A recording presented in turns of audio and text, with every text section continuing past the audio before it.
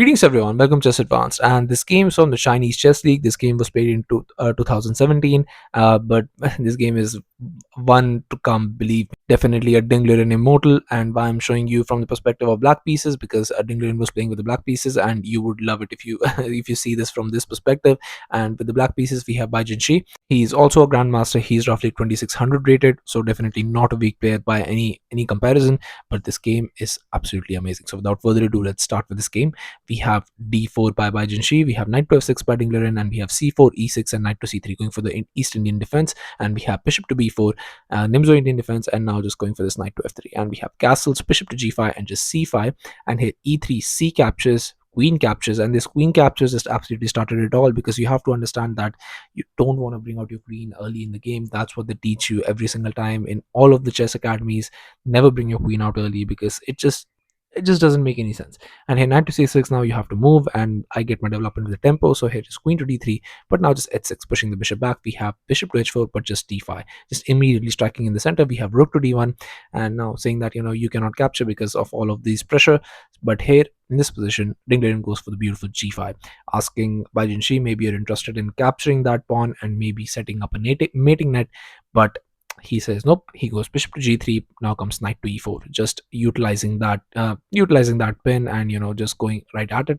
And here, just go here in this position, just knight to d2 unpinning. But now we have knight to c5 attacking the queen, and this knight to c5 move is an absolutely beautiful move that's going to set up rest of the game, because here queen to c2, but Dingler in this position goes for this very beautiful d4.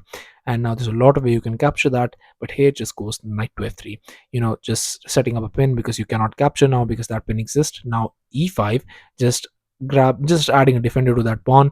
But now comes knight captures on e5 by Jinshi, and we have d captures, now sacrificing an entire queen by Dingliren. And his opponent says thank you very much, I'm gonna grab the queen. Rook captures on d8, but now not grabbing the rook, but first going for an Sushinsuk, which is this b captures. And now you can see that it comes with the check, so king has to move, or does it? Because the best move in this position is rook back to d2. Save your rook, and here after rook to d8, now you go for this bishop to d3. And here after knight captures on e5, it seems like there's a lot of pressure on that bishop, and you cannot move because that would come with very nasty moves. So here just bishop to h7 check, and now you've gotten the bishop out of the way. King moves, and here after bishop captures on e5, now you go for rook captures on d2. And after queen captures, bishop captures, now you play this king captures. Now you can see that it's equal material. You're going to grab this pass pawn, and most likely it's going to be a draw, but one hell of a way to draw a game. But here after c captures on b2 with a check, king to e2 was played, but this king to e2 move does not work. Here rook captures first, and here after queen captures on b2, just grabbing that pass pawn. A beautiful sequence by Dingliren that starts with knight to a4, just targeting that queen. That bishop is protected. Now comes queen to c2, but a beautiful knight to c3 check. King to f3, but now comes the absolutely amazing and one of the most beautiful moves I've seen in chess, which is this rook to d4. You cannot capture. If you capture, then you get this check, and the game is immediately over with a very beautiful royal fork. So here after knight rook to d4, here just h3 was played, trying to maybe just push the bishop out of the way, get some breathing room, and get the king out of the way from all of this madness. But here just h5, just going for that very nice g4 push. And here bishop to h2 was played, but now comes g4, and here not capturing anything but going for king to g3, but now just this rook to d2. And amazing sacrifice. If you capture, then this check comes, and you're in a completely losing position. So here just after rook to d2, queen to b3 was played, and here in this position just knight to e4 check, king moves, and here we have bishop to e7 check, and here just king caps on h5. You can see the king is on h5 square. That's absolutely insane. King to g7, trying to just push the bishop and harass the king from the back. And here bishop to f4 was played, trying to set up some sort of a defense. But here just bishop to f5, and here now bishop to h6 check, king to h7, and you can see that there is a queen, but that queen is on the b3 square. On all of these pieces are there, and the queen is just standing there helpless, cannot do anything.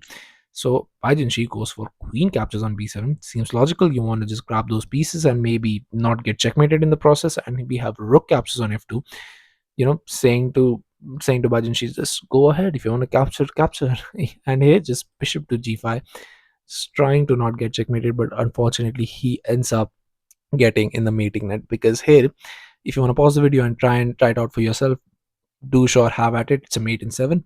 But if you don't just want to enjoy it for the show, we have this beautiful mating sequence which starts with rook to h8, and here knight captures on f7, but here just bishop to g6 check, and we have king captures on g4. Seems like the king is going away, but now comes this beautiful knight to e5 check, and here just knight captures, but now comes bishop to f5 check. That's being guarded by the rook. You cannot go here because knight covers that square, and we have king to h5, and you can see that all of these squares are covered. Now comes king to g7 check, and here bishop to h6 blocking, but this beautiful rook captures on h6 checkmate. I mean, from sacrificing all those pieces to getting a checkmate on the board on h5 square is absolutely insane. So yeah, thank you all for watching. I'll be coming back with such amazing games, so stay tuned in the channel, subscribe to the channel, and I'll be seeing you guys very, very soon. Thank you all.